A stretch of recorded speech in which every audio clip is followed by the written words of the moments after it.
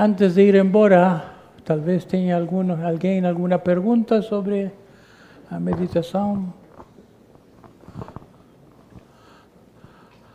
Pode acreditar-se que isto tenha um efeito sobre a vida? No budismo se dá muita atenção à atenção. Sem atenção é difícil fazer nenhuma outra forma de meditação. Então, para fazer nada, se precisa muita atenção. Mas também nossa doença coletiva é excesso de controle. Estamos fechados por condicionamento, por cultura, por educação. A mente pode mais. Então, soltar isso de que está uno ao centro de tudo tem repercussões.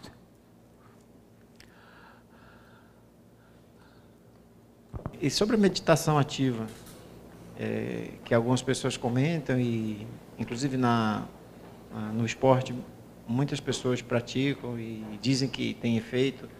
O que o senhor tem a comentar sobre isso? Meditação ativa foi um término introduzido por Rajneesh, que depois virou Osho. E eu escrevi sobre esse tema em um livro, Psicologia da Meditação. Ele disse que foi um dos livros que ele aprendeu, apesar de toda a sua cultura indiana. Ele escreveu um livro pequeno, disse, pessoas ocidentais de quienes aprendi. E me menciona a mim e a Rogers, e a Gurdjieff. Mas para mim, a meditação ativa ideal não é solamente fazer movimento, nem movimentos loucos, movimentos aparentemente caóticos, mas verdadeiramente deixar-se ir por uma corrente sutil. É como saber escutar ao desejo mais profundo, que não é um desejo físico, não é um desejo psíquico. É como se o que mais parece é o que tem nas religiões brasileiras, o que tem no mundo do candomblé, onde se fala de incorporação, ou nas tradições espírita. É como deixar-se mover, não fazer, mas deixar que algo atue através de nós.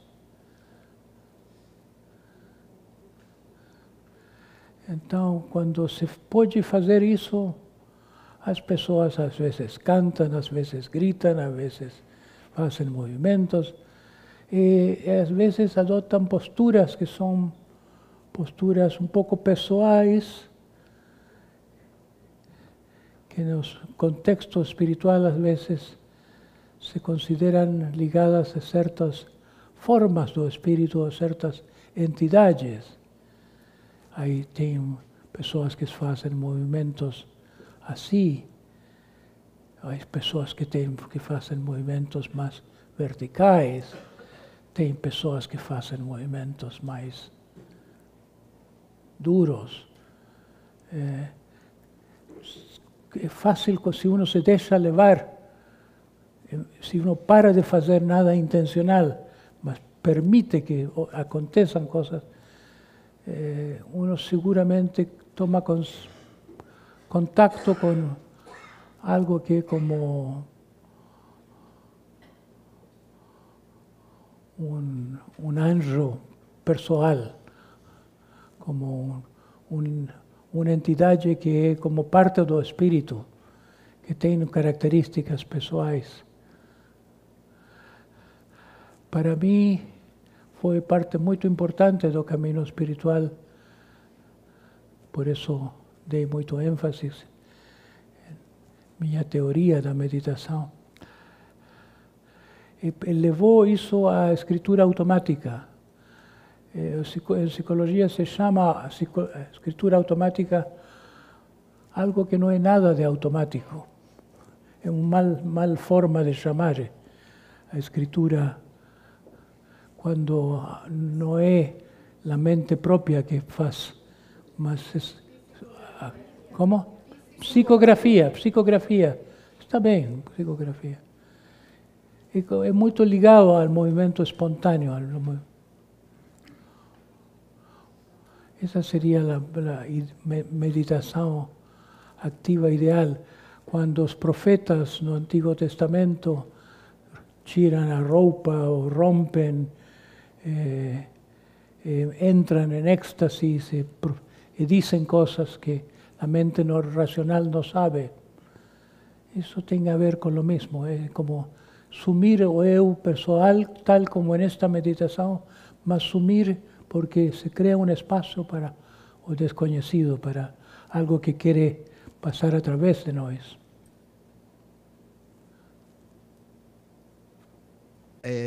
Tem algum impacto o tipo de... nos 27 subtipos, isso impacta em especificidades da meditação?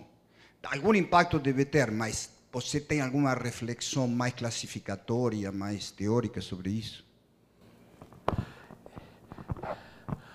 Uma vez, meu mestre de meditação, que é um tibetano, perguntou para mim: qual é o seu obstáculo principal da meditação? E eu, sabendo, sou 5. Quise responder incorporando este conhecimento.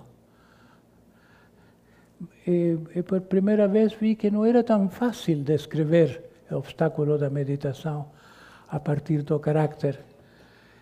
Então eu disse, é como se eu vivesse num mundo restringido, como viver, não ter as janelas abertas, como pouco sentido do espaço. Também uma economia de energia, não investir a fundo, como estar economizando-se no esforço, economizando na energia da meditação. Se podem dizer várias coisas, cada de los tipos, seguramente conviene conhecer a meditação, olhar para a meditação sabendo da paixão pessoal. Eu nunca fiz um análise dos subtipos da meditação, mas seguramente cada pode fazer. Se fosse tido mais curiosidade, haveria invitado mais as pessoas a ver como é o obstáculo à meditação de um sete social ou a diferença de um sete conservação. O sete conservação é muito mundano, não crê em nada, é um que tem poucos ideais. Seguramente a meditação é menos interessante a uma pessoa que tem menos fé. Um sete social tem mais fé, é aparentemente mais espiritual, mas é narcisista, tem muito desejo de ser visto, então pode fabricar resultados da meditação. Se poderiam dizer coisas. É um bom tema, eu sou contente que você planteia. É um bom estímulo para ter em conta que cada tem obstáculos que são caracterológicos. Não sei se tem perguntas novas esta vez.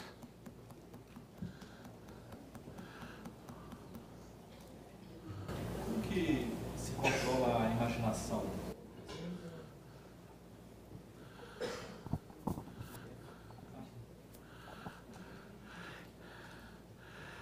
Yo no sé qué controla la imaginación o quién es o qué piensa. Ordinariamente psicología dice eu o eu.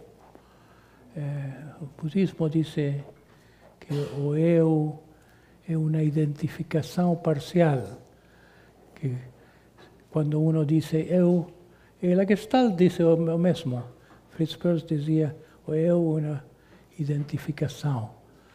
Si yo digo, a veces eu é o minha vivência do momento. Meu eu pode ser meu corpo neste momento. Meu eu pode ser meu nome. Meu eu pode ser um estado emocional intenso. Meu eu pode ser o que estou pensando quando nem sei que estou pensando, porque o pensar é um pouco como sonhar. Quando uno termina um pensamento, a vezes já não sabe o que estava pensando. Então, o budismo diz que esse eu não é verdadeiramente nossa identidade, é parte do fenômeno mental transitório. Teria que ser passar disso a um eu verdadeiro. Mas que coisa é eu verdadeiro? É a consciência mesma. O sujeito da consciência. Mas essa consciência mesma talvez não seja individual. Não tem eu. É como algo que damos pouco valor, porque é como pouca coisa. Acender a luz, damos mais importância às coisas que vemos que à luz mesma. E no budismo se diz que essa luz mesma que temos desvalorizada é a coisa mais importante da vida, que a luz permite tudo o demais. Que poderíamos dizer que a consciência é o eu verdadeiro, mas como não é verdadeiramente individual, mais vale não chamá-lo eu. Poderia ser melhor chamá-lo ser.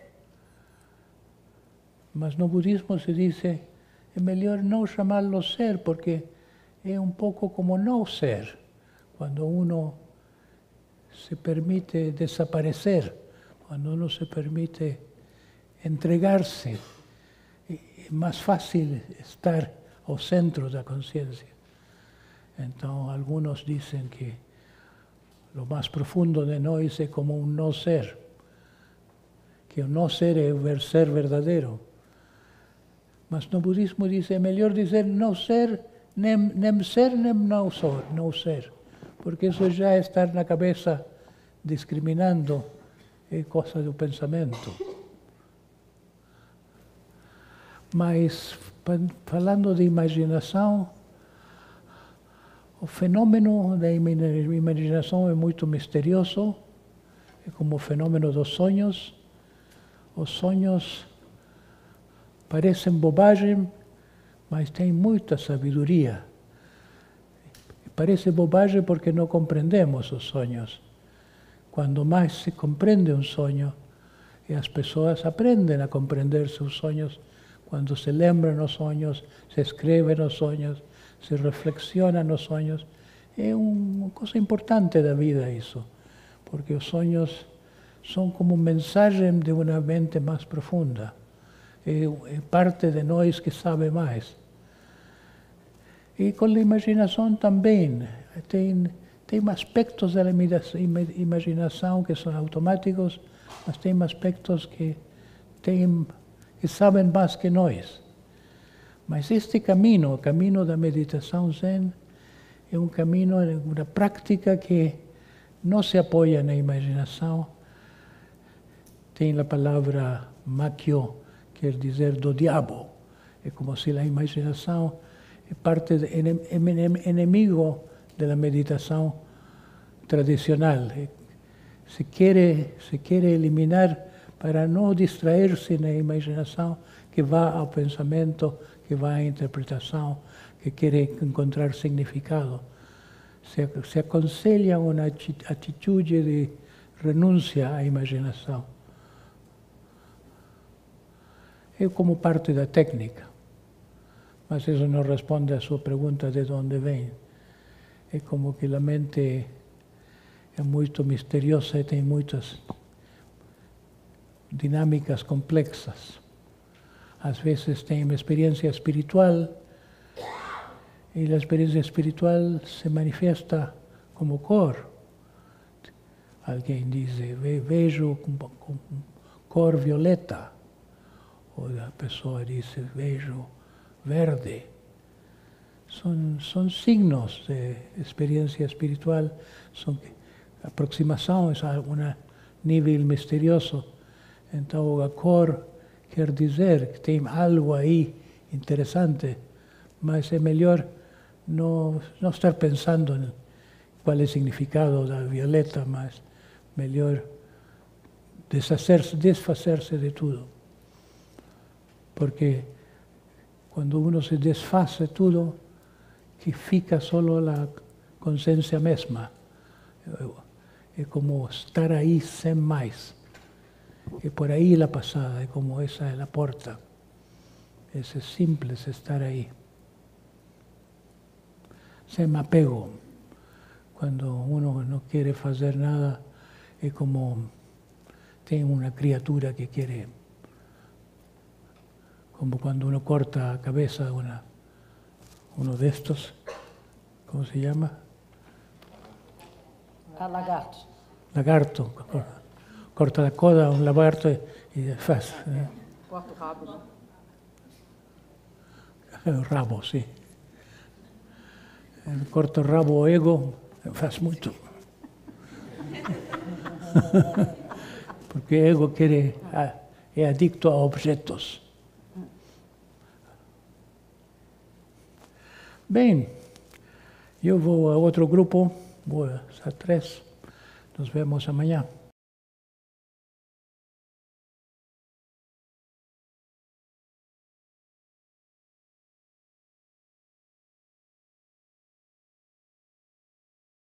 Então, vamos a ter ainda uma vez um espaço para perguntas.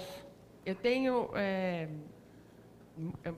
uma confusão muito grande, assim, quando eu penso no livre-arbítrio.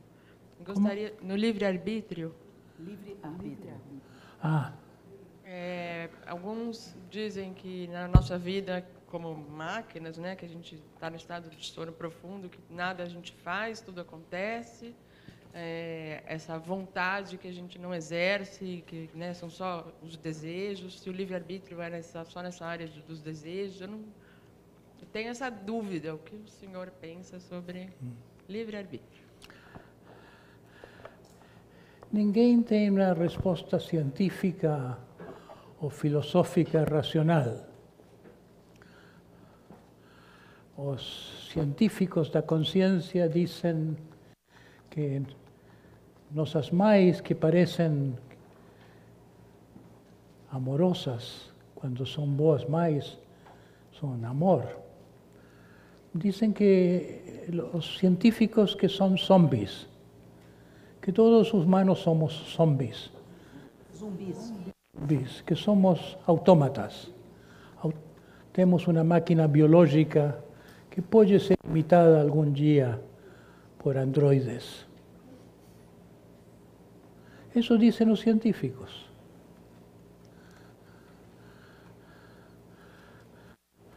A vida,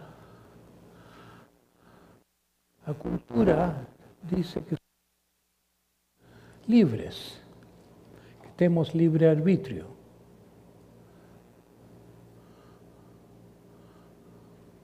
Mas faz diferenciações.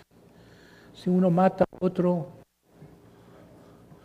pode ser que o juiz não lo condena porque se diz que estava maluco, que não estava em sua possessão de suas plenas faculdades. Então, se responsabiliza as pessoas quando se las considera livres. Se dice que una pessoa normal é livre. Mas as pessoas que sabem do processo espiritual, da terapia, sabem que a pessoa normal não é livre, que está condicionada pela infância, que é muito automática em muitas coisas que parecem livres. Então, seria tentador dizer, tem razão a ciência. É particularmente tentador dizer que a ciência tem razão, porque a experiência de decidir, eu pego uma decisão, por exemplo, uma coisa tão simples como olhar para a esquerda ou direita, apertar um botão à esquerda ou à direita. Essas decisões, uno que está com eletrodos em seu cérebro, em uma situação quirúrgica, ele pode saber primeiro que você decide.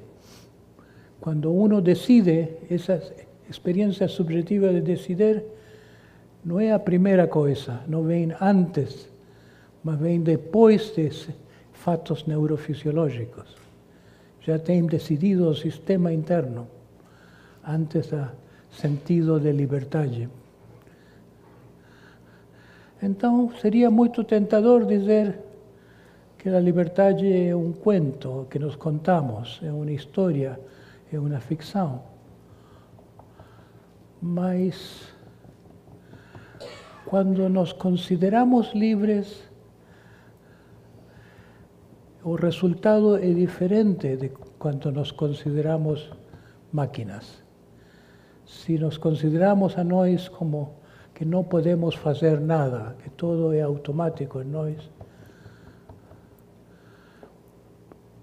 a vida procede diferentemente que quando temos essa possível ilusão de liberdade. Então, é uma ilusão muito particular, porque cria uma realidade diferente. Fritz Perls, conhecido hoje no mundo como criador da Gestalt, ele considerava as pessoas responsáveis. E algumas pessoas reagiam a ele dizendo, mas eu não era consciente disso. Mas ele dizia, se eu trato a você como responsável, e lo faço responsável, sua vida será melhor e mais consciente. Creio que é verdade isso. Então, todas as religiões, a cultura mesma diz, você é responsável. Somos criaturas éticas, somos criaturas que podem ter valores morais solamente se nos consideramos livres. Mas é uma visão das coisas que altera as coisas. É uma visão das coisas que tem resultado. É enigmático isso. É como dizer que acreditar nos contos de fada faz que os contos de fada se tornem reais. Inventamos coisas, ou podemos acreditar em coisas que a ciência pode dizer isso não é verdade, mas é uma verdade paradoxal, que se eu digo é verdade, se torna verdade. E não é ilusão, tem efeito na verdade. Por exemplo, exemplo. Milarepa, grande santo do Tibete, começou a desenvolver sua mente com um desejo de vingança. Teve uma tia, uma madrastra muito contrária aos desejos do pai, o que queria dar para o filho, se apropriou ela de tudo, da terra, dos seus bens. Então ele cresceu muito pobre. Em um momento ele quis se vingar, e foi onde um mago que lhe ensinou a vingar-se. ensinou a evocar uma divindade punitiva. Esse vingou muito bem. Fez cair granizo. Granizo? Sim, sobre o terreno desta mulher. Ela arruinou todo seu campamento de trigo. Foi ruína, foi um desastre econômico. Então, como isso que se pode imaginar uma coisa que não existe, mas essa coisa tem uma vontade própria e tem um poder. No budismo tibetano se diz, os deuses os criamos nós, mas eles têm gran poder. É paradoxal. E depois Milarepa arrepentiu de seu ato vingativo. E para compensar, para expiar isso, ficou um grande santo. Ficou o santo mais conhecido do Tibete, um mestre de mestres. Então tem consequências sentir-se livre. É misteriosa a resposta, não é? Sim ou não.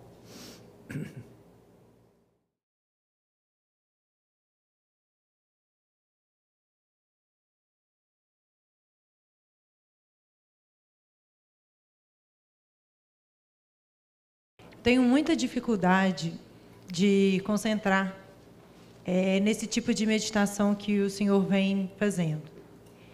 E eu comecei a ler, não terminei, um livro seu que é Meditação e Psicoterapia, que menciona brevemente, eu ainda não terminei, que existem tipos de meditação para cada subtipo, para cada eneatipo e provavelmente subtipo também. Eu queria... a minha pergunta é como encontrar qual é a melhor forma de meditação dentro de tantas outras formas que existem? Sim. Isso não é do budismo, que para cada tipo humano tem uma meditação especial. É coisa minha.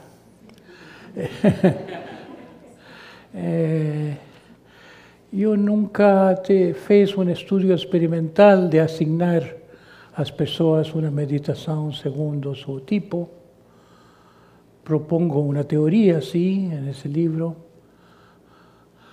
mas na prática tenho mais fé em los milênios de meu budismo, que tem tanta experiência, que em começar de uma teoria minha a asignar, de dizer para você a melhor meditação será esta ou aquela.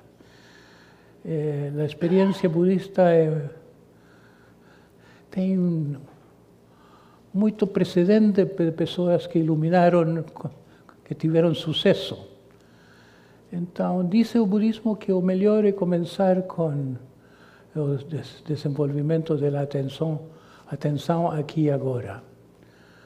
Parece pouco, parece difícil, mas creio que deve ser superado essa dificuldade de atenção contínua para outras formas de meditação mais complicadas, que sem atenção não se chega a nenhuma parte.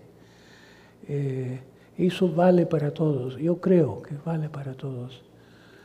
É como se é um potencial humano, a atenção que está perdido, que perdimos a atenção porque perdimos a saúde mental, porque sofrimos. A dor cria inconsciência, cria descontinuidade da atenção. Então, creio que a solução para vocês seria fazer uma prática que não é limitada a uns poucos minutos no sat. Seria que ou fazer um retiro mais concentrado, como existen pessoas que fazem retiros de 10 dias, solo meditar todo dia, como Goenka, tipicamente, é muito sucesso com a meditação que oferece Goenka. Ou outros, ou em casa, também em casa. É difícil acostumar-se a meditar em casa, tem que começar em algum momento. Para mim, que teve uma meditação, uma motivação forte, foi muito difícil estabelecer essa costume de meditar todos os dias. Mas muitos anos meditei todos os dias em casa. Agora não o faço porque meu mestre, que é um tibetano que sabe muito, disse para mim anos atrás, já pare de meditar. Isso também vem como parte do desenvolvimento. A meditação é como quando se faz uma casa, se faz como se diz, uma estrutura, assim, um andamio, em castelhano. Então, a casa já está construída, tira o andamio.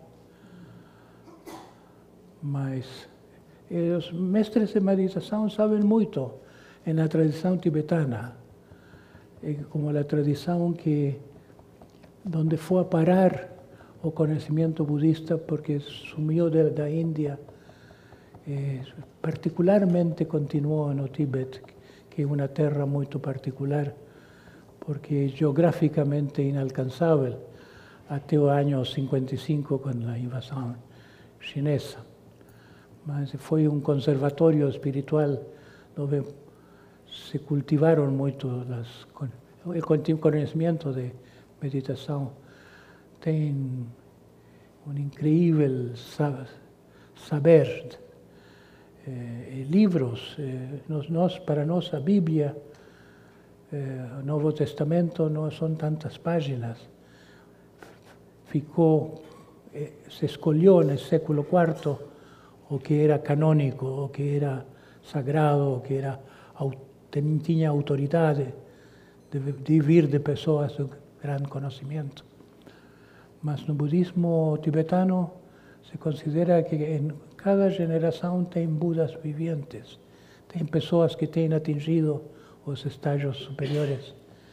Então, a literatura tibetana vai crescendo com o passo dos anos, e como para preencher uma grande biblioteca, nenhuma mente individual poderia ler tudo isso, conhecer tudo isso. Então, é uma tradição muito confiável. Por isso eu passei por todas as escolas. Eu fui aluno de Swami Muktananda, que era na Índia o mais conhecido em sua época. Fui aluno do último patriarca taoísta, não ele, mas o sucessor do último patriarca taoísta. Teve vários mestres sufis. Passei por muitas escolas, mas decidi que no Sat vou ensinar meditação budista, porque o budismo é como a religião da meditação, é a especialidade do budismo. Tem um mar de conhecência de meditação. Mas, como resposta, seria tentador dizer, tantas formas de meditação, talvez devo procurar outra. Mas dizem os hindúes que às vezes as pessoas querem, por impaciência de encontrar água em um lugar, começam a cavar um poço além desse lugar, sem encontrar água aí, começam a cavar um poço em outra parte, e cavam muitos poços e nunca encontram água, por falta de paciência, falta de persistência. Creo que conviene confiarse en las primeras etapas. Pode ser também, como primeira etapa, não fazer nada, a tradição Zen. Muitas pessoas se iluminam quando se dedicam ao Zen exclusivamente, mas não todas. Então, talvez tenha razão a tradição tibetana que diz deve começar com o Vipassana, deve começar com la atención continua a un momento.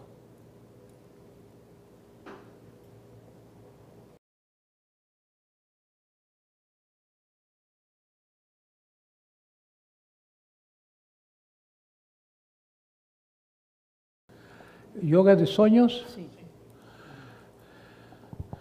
sirve para comprender que esta realidad que parece real también es como sueño. Uno que comprende que esta realidad no existiría sin la mente humana. Esta realidad es como, así como las imágenes que uno ve en un espejo, no existen sin o espejo. Dice la ciencia misma, dice la mecánica cuántica, que los fatos de la física no son independientes del observador. Tiene un elemento de conciencia que interpenetra todo el resto de la existencia. Entonces parece que algunas personas, después de hacer el yoga de los sueños, no sueños, al dormir, están preparados para hacer la práctica de olhar para esta realidad como si fuese sueño. Y ese punto de vista les da la posibilidad de hacer cosas como en los sueños, pues cosas que parecen imposibles, como dividirse en varias personas o atravesar paredes. Son cosas milagrosas que es fácil de no creer, no acreditar, parece demasiado extraño, mas el budismo tibetano tiene esa característica, que las personas llegan a un nivel milagroso. Algunos llegan. Yo visité una vez en compañía de Carlos Castaneda, fuimos juntos a visitar a un chinés que había pasado, que era un maestre de todas las escuelas tibetanas, y vino a vivir perto de mí en Berkeley. Un pequeño hotel, ahí estaba. Y fuimos a la puerta de él y recuerdo que Castaneda le preguntaba, en la experiencia tibetana, ¿tiene el voltarse más de uno solo? Ah, sí, 2 y 3, después 4, hasta 5, dice. Primero pasivo, puede olhar, puede ver lo que acontece. Después puede aparecer también, activo. Castaneda dice, no quiero saber más, es doido, ser 2 ya es bastante complicado. Son cosas incríveis, é fácil não acreditar.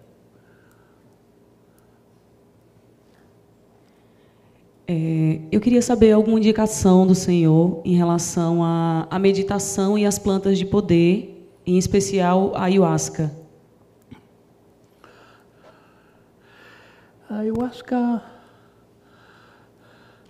tem muito a ver com a meditação. Não é como o ácido lisérgico, como o LSD, que dá um estado de extroversión, de olhar para o mundo, transforma o mundo. É um recolherse a si mesmo que começa por um descanso. É como que para a vida um pouco. Uno, se quer fechar os olhos, repousar-se.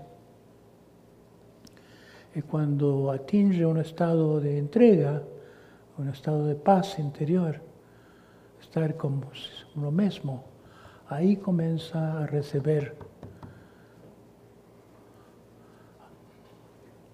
inspirações, digamos, mensagens, guias. Parece que a espiritualidade da Índia, dos tempos dos Vedas, estava muito ligada a um alucinógeno que se chama soma. Nos livros dizem soma. É misterioso como se fazia o soma, mas eu imagino que era parecido à ayahuasca. Yo formulé la teoría muchos años atrás que es una sustancia de una planta que se llama ruda siria, la ruda siria, que no es de la familia de la ayahuasca, es botánicamente muy diferente, mas que tiene armalina en vez de armina, son dos sustancias parecidas de la familia de las betacarbolinas. Parece que la historia fue que originalmente se descubrió con ayuda de una planta la transformación de conciencia y después las personas aprendieron a hacer los Zen, descubrieron el yoga, cómo atingir ese estado sem apoyarse en la planta. La posición del budismo, del uso de las plantas, ha sido restrictiva, parecido a lo que aconteceu no sufismo con la música. Se dice en un mundo sufi que la música eleva a Deus, mas es como un apoyo desnecesario que crea dependencia. Uno debería poder hacerlo sin música. También con las plantas. El perigo de depender de la planta, depender es como estar siempre con una muleta. ¿Muleta se dice? Entonces, consigue un resultado, pero a costa de una dependencia. No se atinge exactamente la misma cosa. Entonces, tiene que tener mucha sabiduría, mucha disciplina en el uso de las plantas. Y el budismo como sistema tiene escogido recomendar no apoyarse en el uso de plantas. Es como un precepto para los que entran en el camino.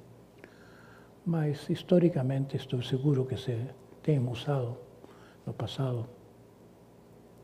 Eu queria saber, você disse que no budismo zen, quando se caminha, caminha, quando se come, come.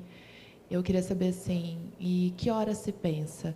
E como é a melhor forma de fazer isso? É uma boa pergunta, porque o problema não é o pensamento, mas a adicção ao pensamento. El no poder parar o pensamento quando convém parar o pensamento. Às vezes se tem que estar com o corpo, às vezes o pensamento atrapalha a sensação direta da vida. Particularmente o pensamento leva a um estado que é como estar sonhando, é como sonámbulo. Uno que está envolvido no pensamento no está verdadeiramente presente. Então, uno que tem atingido o silêncio interior vê as coisas mais ricamente.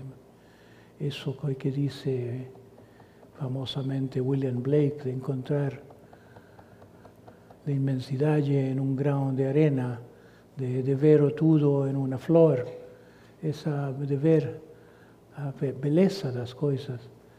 Isso vem de uno que não está meio nebuloso, que é uma mente que não é nebulosa porque está distraída por pensamento.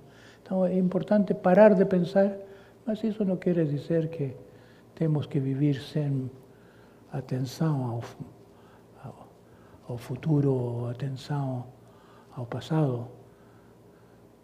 Tem ainda no budismo, en la Gestalt, una terapia que tem muito de Zen. Se dice aqui agora, se não precisa olhar para trás, mas se usa muito voltar ao passado e revivir situações. É linguagem ambíguo. A verdade, tem momentos para olhar para trás e reviver coisas que não se compreenderam completamente. E isso é compatível com a capacidade de estar presente. Mas normalmente não temos nem uma nem a outra. Não estamos nem presentes, nem conscientes das coisas que aconteceram na infância. Muitas pessoas foram abusadas na infância, homens e mulheres, e não sabem nada disso, e lo descobrem no processo terapêutico, ou la descobrem bebendo ayahuasca, em um estado alterado de consciência. É muito comum. Bem, não quero comer-me todo o tempo. Deixo o grupo.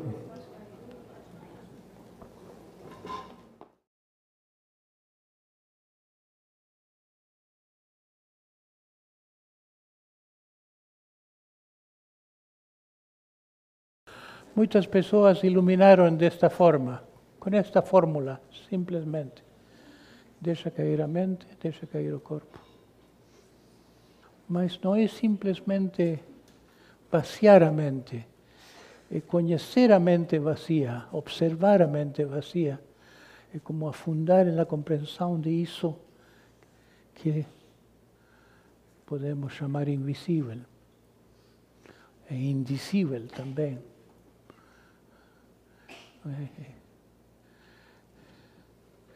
É como que tem dois níveis do Zen. Um Zen é parar a mente, outro nível é mais filosófico, conhecer a mente que parou.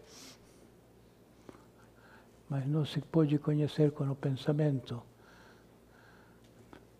Hoje temos a palavra fenomenológico, como investigação fenomenológica da mente que já parou.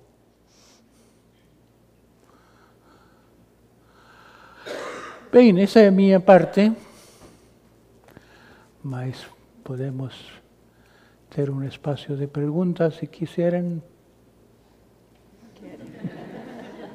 Quando eu consegui esvaziar a minha mente, eu fiquei muito conectado com os movimentos do meu ritmo cardíaco e da circulação. Mas não consegui não sentir esse ritmo. Sim. O nível do vazio é além da percepção do corpo? Não necessariamente. Na prática Zen usual, tem muito apreço por sentir o corpo. O corpo como fica quando não é o corpo pensado.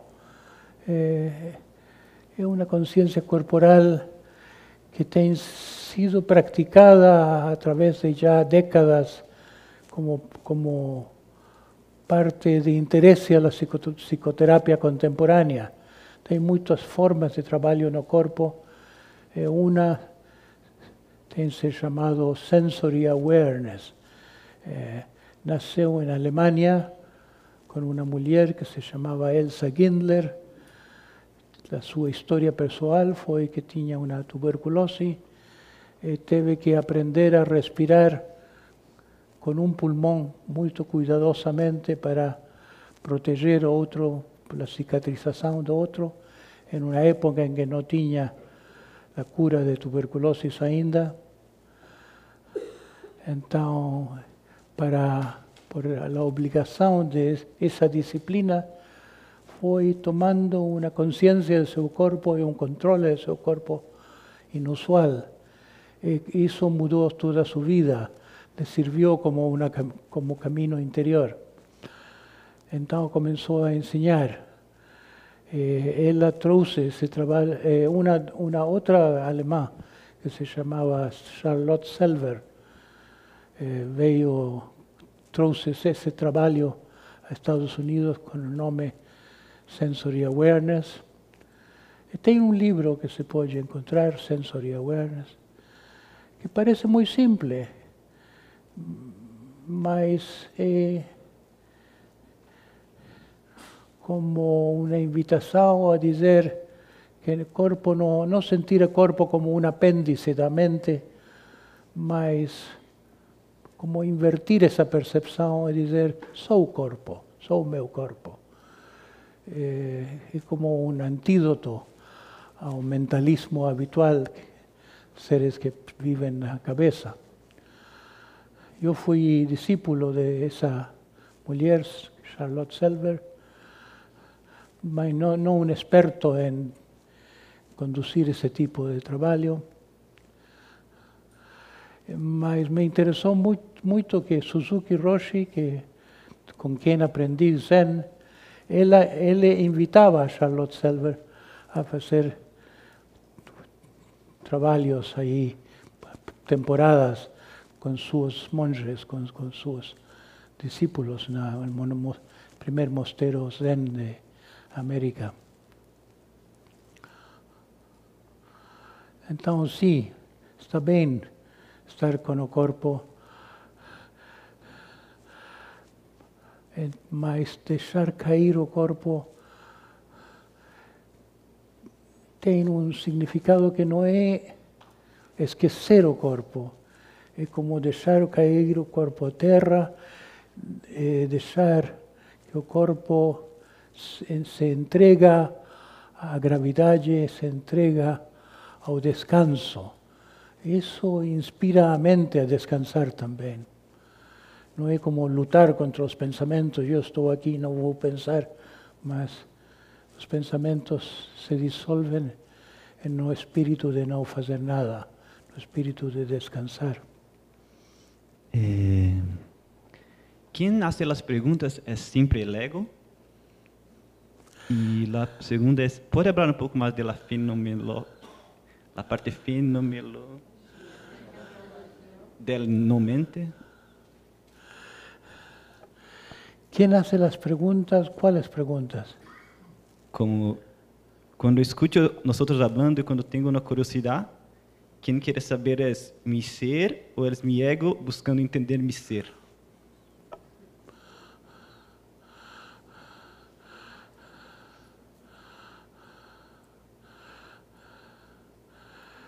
Yo creo que es el intelecto que hace esa pregunta,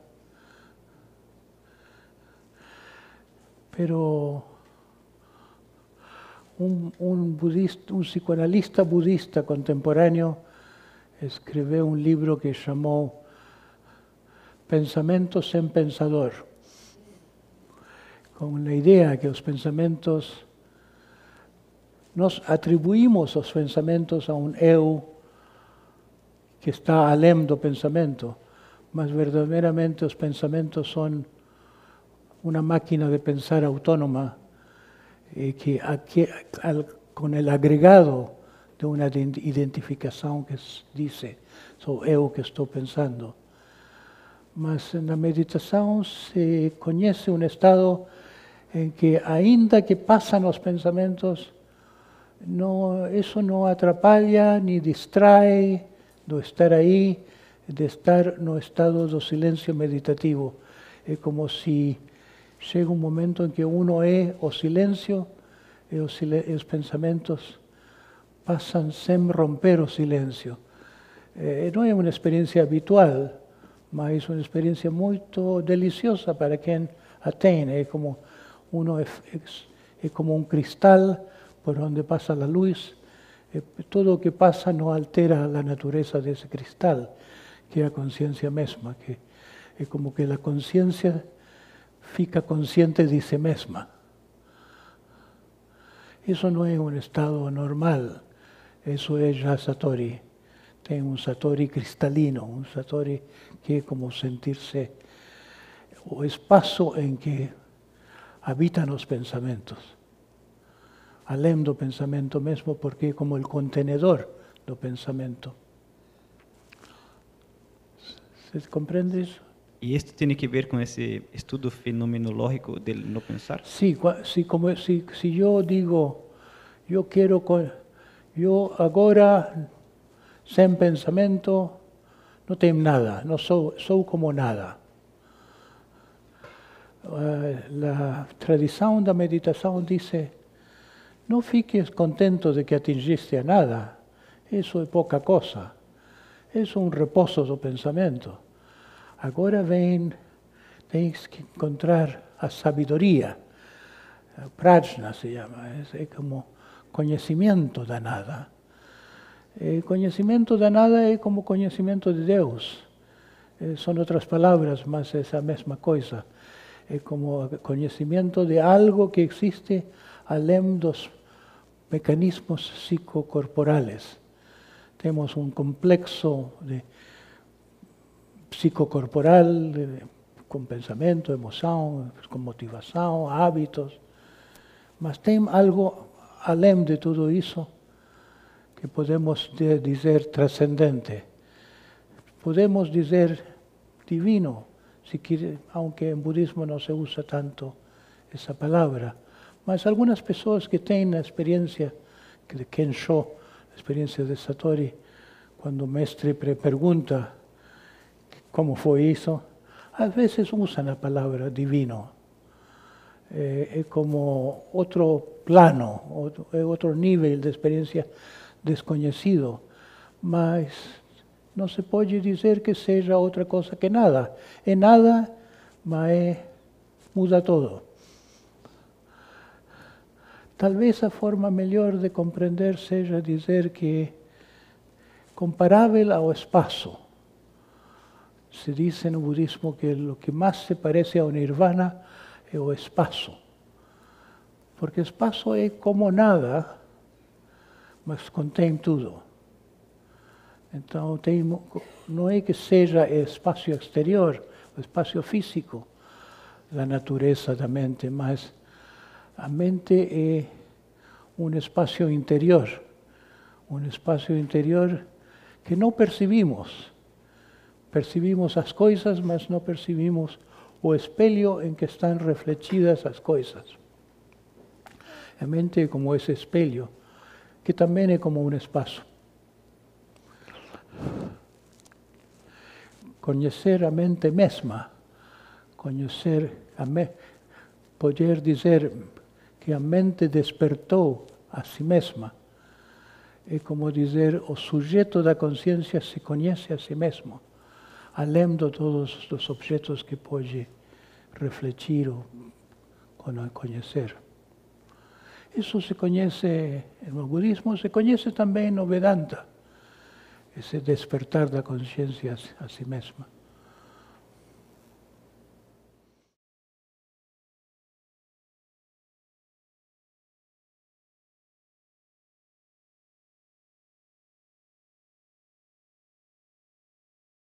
Bom dia, Cláudio. Durante a meditação e fora da meditação também, eu tenho muita facilidade em cair no sono. E aí, falando especificamente sobre a meditação, eu percebo que no momento em que eu estou de olhos abertos, tenho mais facilidade de chegar a níveis mais profundos de desconexão do mundo intelectual. Sim. E aí eu queria saber como evitar, se é desejável, primeiro evitar, e como eu posso fazer isso durante a meditação, estando de olhos fechados, e fora da meditação também, porque eu sinto que isso me atrapalha, acaba consumindo, desviando a minha energia. Fora da meditação atrapalha que coisa? A facilidade de cair no sono. Sim. Tem respostas tradicionais. Olhar um pouco mais para cima, por exemplo. Mas creio que são coisas muito sutis, de valor, que não são uma solução muito convincente. Pode ser que ajude um pouco, mas fundamentalmente é o mesmo que aprender a viver com menos sonho. Quando, por exemplo, na cultura hindú, na vida religiosa de muitos hindúes, tem um dia no mês, com a luna cheia, e as pessoas não vão para a cama, passam uma noite em vela. É como parte do serviço religioso usual, estar acordados. Para mim é terrível. Para mim foi sempre muito difícil estar sem dormir uma noite. Mas eu conheci pessoas, tinha de jovem amigos que faziam teatro. E os ensaios de teatro às vezes era toda a noite. E acostumavam.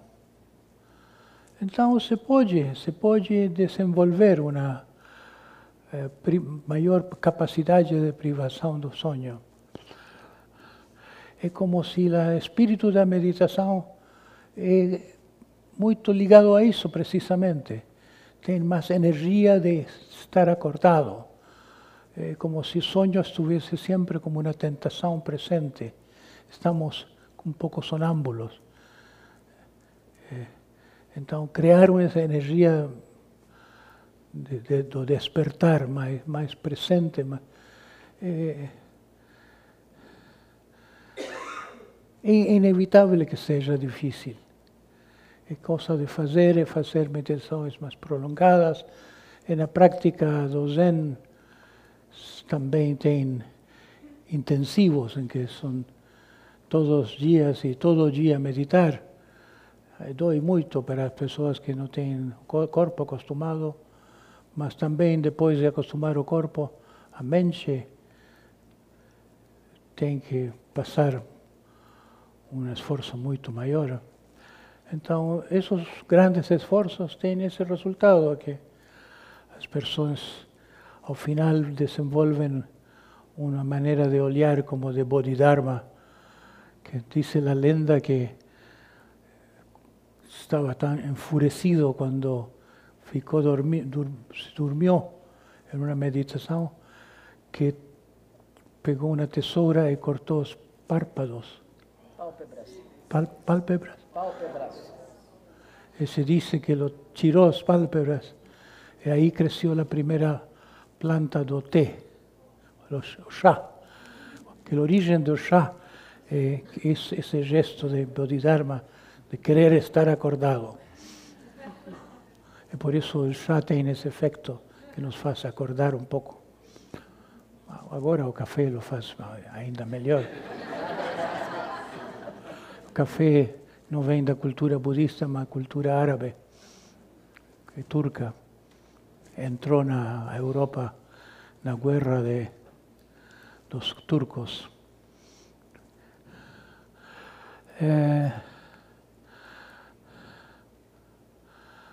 Então se representa com uma forma de olhar feroz, uma determinação feroz.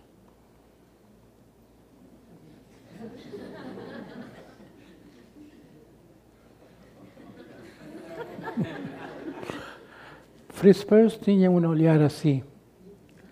Fritz Perls, quando olhava para você, quase o matava. Via por raios X, uno se sentia desnudo. Todas suas trapacerias, todas suas mentiras, tudo. Uno se sentia visto.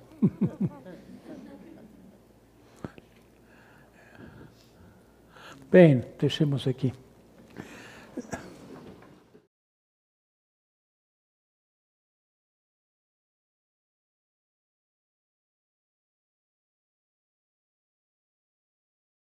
Outro dia eu me deparei com um livro, acredito que seja de sua autoria o nome do Budismo Dionisíaco. E não tive a oportunidade de olhar. Como? Que não tive a oportunidade de olhar, mas é um conceito que me pareceu interessante e eu gostaria que puder falar um pouco sobre o que vem a ser o budismo dionisíaco. Dionísio foi o deus original da Europa. Antes de Júpiter e Cronos e todos os deuses gregos, os deuses olímpicos. Antes dessa época do nascimento dos deuses olímpicos, teve uma religião dionisíaca. Dioniso era centro da religião original. E a religião de Dionísio era a religião de uma época matrística, não patriarcal. o domínio do homem na civilização, autoridades centrais, o Estado, e as religiões autoritárias. Tudo isso foi posterior a Dionísio. De Dionísio temos uma informação já muito pouco histórica, é quase mitológica. Se sabe alguma coisa das orgias de Dionísio. Se sabe que Dionísio tinha seguidores, particularmente mulheres, é seguido por mulheres. Se representam mulheres com cobras, tigres, pequenos tigres ao peito. Eu não imagino que seja verdade que nas festas de Dionisíaca as mulheres alimentavam com seu peito bebês de tigre. Eu creio que seja simbólico, que de um amor à parte animal da vida, porque Dionísio representa nossa natureza animal. Dionísio se transforma em pantera, se transforma em cobra, se transforma também em el macho cabrío, como se dice, un cabrón. Bode. Então, a religião de Dionísio é a religião da natureza, do que é natural. Era como uma fé que o princípio do prazer, o princípio da natureza é sagrado. Depois, isso foi substituído com uma estranha proibição de tudo que é prazeroso, porque os regimes autoritários querem que nada entre em competição com a obediência à autoridade. O deus Dionísio é igual ao deus Shiva na Índia. Quando Alexandre Magno foi com seu exército à Índia, se encontraram os dionisíacos, os iniciados de Dionísio da Grécia, que tinham cultos psicodélicos. O psicodélico é quase um mundo intrinsecamente dionisíaco, porque é o mundo de permitir os impulsos orgânicos. Se encontraram os dionisíacos com os discípulos de las escolas de Shiva e reconheceram que eram irmãos, se reconheceram como parte da mesma religião. O Deus com duas formas culturais diversas. Então, seria mais correto dizer budismo shivaíta, porque Shiva é o Deus Dionísio na Índia, onde nasceu o budismo. E, efectivamente, o budismo tântrico, a terceira onda de desenvolvimento do budismo foi tântrico. Veio o Hinayana, o Mahayana e depois o Vajrayana, o budismo tântrico. E teve uma influência do tantrismo índio, que tem como centro Shiva. Muitos deuses tântricos hindus passaram a ser imagens da iconografia budista. Então, se poderia dizer que o budismo tântrico é o budismo dionisíaco, mas também podemos definir de outra forma e dizer que o budismo hinayánico e mahayánico, o budismo antigo, é um budismo repressivo. Tem um elemento antissexual. Tem um elemento, particularmente el Hinayana, muita castidade. El Mahayana não tanto, mas não tem tanto esse elemento de que se vê em imagens, não sei, aí está muito distante de mim, mas talvez se vejam cobras, talvez se vejam animais, talvez se vejam aspectos terríveis en las divinidades, eso, en las imágenes tibetanas. ¿Qué representa isso, essa presença do animal, a presença do instinto? É como se o budismo tântrico integrasse o instintivo.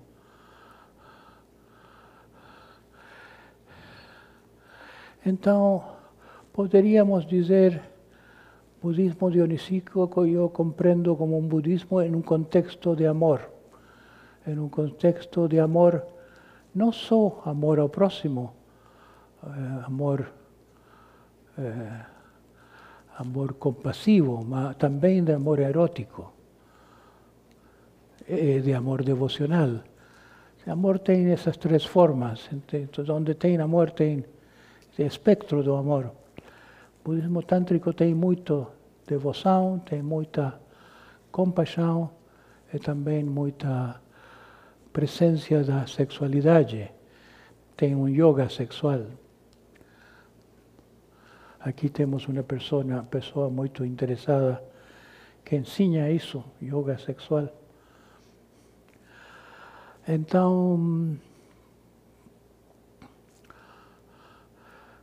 eu escrevi esse livro, Budismo Dionisíaco, como ideia di esse título a uma transcrição de uma seleção de meditações como as que faço aqui. Uma parte do livro é Hinayana, budismo Theravada, uma segunda parte é uma série de meditações Zen, uma terceira parte é uma série de meditações tomadas do budismo tibetano. Mas chamei budismo dionisíaco para dizer este é um budismo sem a ideia que a animalidade deve ser reprimida. Porque gran parte da história da espiritualidade, história das religiões no mundo civilizado, acredita que o animal interior deve ser superado, deve ser vencido, domesticado. E eu creio que isso é errado, que cria muita dor no mundo, muito dano psíquico pensar assim, que a ideia de pecado sexual, que creio que devemos ter mais o elemento dionisíaco no mundo. E foi Nietzsche quem disse isso por primeira vez. Nietzsche foi um grande crítico da cultura e disse que o cristianismo fossilizado deve ser curado através do elemento dionisíaco, da inspiração dionisíaca. E também na Índia, que tem a doutrina das 4 idades, uma idade de ouro, uma idade matrística, uma terceira idade, o Kali Yuga, a idade oscura de nosso tempo. Pensa que vamos voltar a uma idade dourada através do retorno de Shiva, através de um Deus liberador.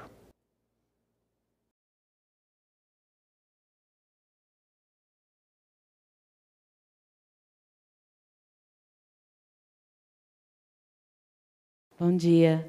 A gente está falando sobre meditação, fazendo meditação, mas quando eu faço em casa, sozinha, é difícil os pensamentos não virem, e mesmo que eu não os convide, eles ficam muito na minha cabeça, na hora da meditação.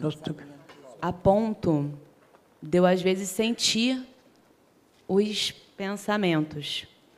Eu estou quieta, estou meditando, e, de repente, eu sinto a vergonha, eu sinto a raiva, dependendo do pensamento que esteja passando. E eu tento não julgar, mas quando eu começo a sentir, e parece que até aumenta o pensamento. O que eu estou querendo dizer é o seguinte, acho que no momento que eu estou de meditação, está difícil o espaço entre um pensamento e outro. Sim, sim. Tem duas formas de superar isso. Uno é olhando para os pensamentos uma temporada, por um tempo, dar atenção aos pensamentos como olhando para que querem estes pensamentos. A que vem você falando com os pensamentos, como dizendo, que quer você de mim? Se uno se pergunta da motivação do pensamento, isso às vezes ajuda a compreender a banalidade dos pensamentos, o automatismo. Ajuda a se tirar a tentação de dar atenção para eles. Também tem uma técnica que não é parte do Zen, mas para mim tem servido. Tratar os pensamentos como se fossem cachorros que querem alimento, e você diz, depois da sessão de meditação, bem, espere a porta. Tratá-los como entidades com quem se pode negociar. E, às vezes funciona bem isso. Quando sabem que terão uma oportunidade em 20 minutos mais, não é tão difícil esperar. Um grande propósito que eu trouxe para cá foi construir essa capacidade de meditar.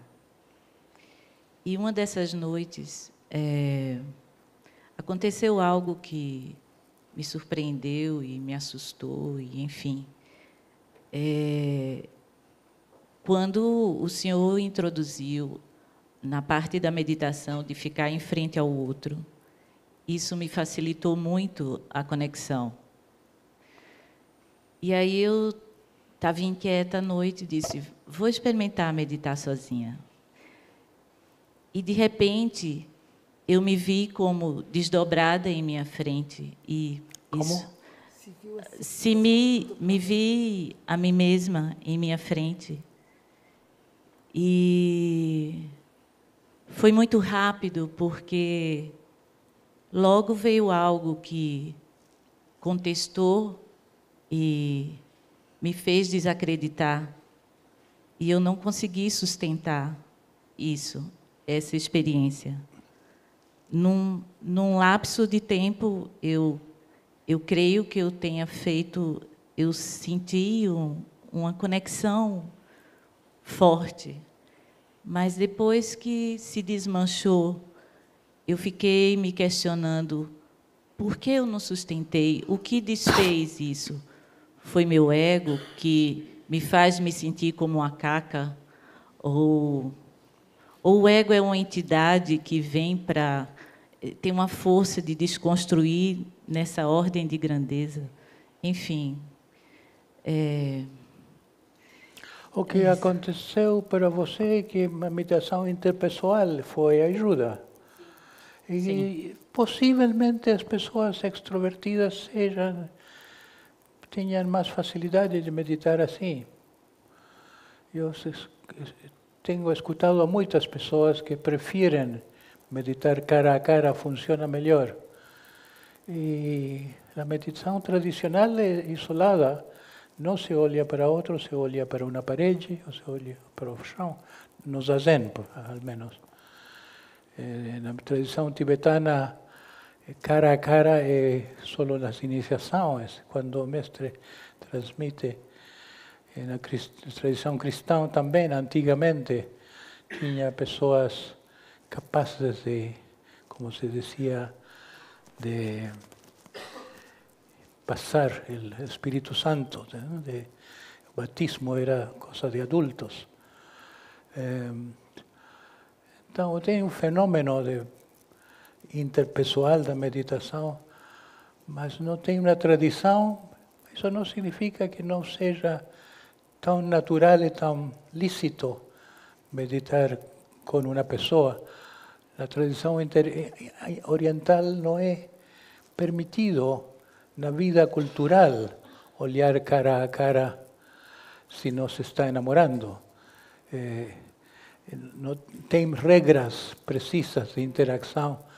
Então, nós somos mais criativos, permitimos coisas novas. Mas é um mundo muito complexo isso de olhar para a cara.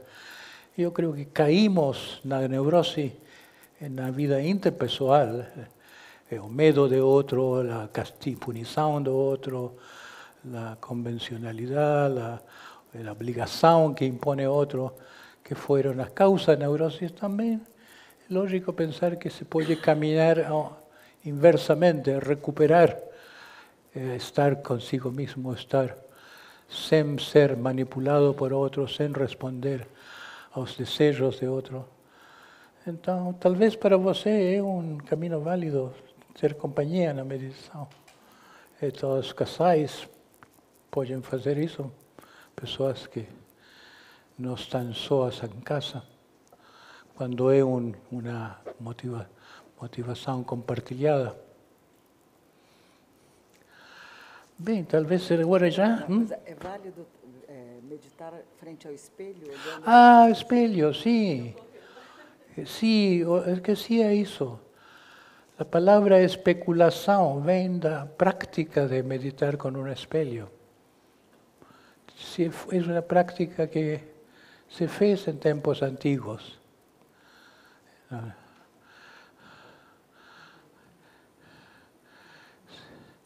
É um mundo que pode abrir-se com o espelho. Às vezes ajuda com isso de sentir, de penetrar no eu profundo. Quem sou pode olhar, ser mais revelador. Sim, você pode recomendar isso. Eu pensei na questão do espelho e, há um tempo atrás, eu percebi que tantas bilhões de vezes que me olhei no espelho, eu só olhava para fora. Então, eu acho que é uma boa possibilidade essa de... Olhando para fora, se encontra que está olhando para dentro de você mesmo. Sim. Uma trampa boa, uma trampa. Grata. Em termos práticos, tem alguma outra dica de, sei lá, quanto tempo, qual horário do dia, estômago vazio, estômago cheio, qualquer outra coisa? É uma boa coisa fazer na manhã, porque ainda quando seja breve, fica como um resíduo para o dia, para observar-se melhor. Se uno quer praticar a observação de si mesmo através do dia, a meditação na manhã ajuda. Na meditação na tarde também tem uma função de como reparar o dia, voltar para si mesmo depois dos impactos do mundo, entrar na noite em um sonho mais reparador, ou inspirador às vezes. As duas formas são válidas e as pessoas que têm suficiente tempo e interesse podem fazer as duas. Quanto tempo meditar? Talvez meia hora.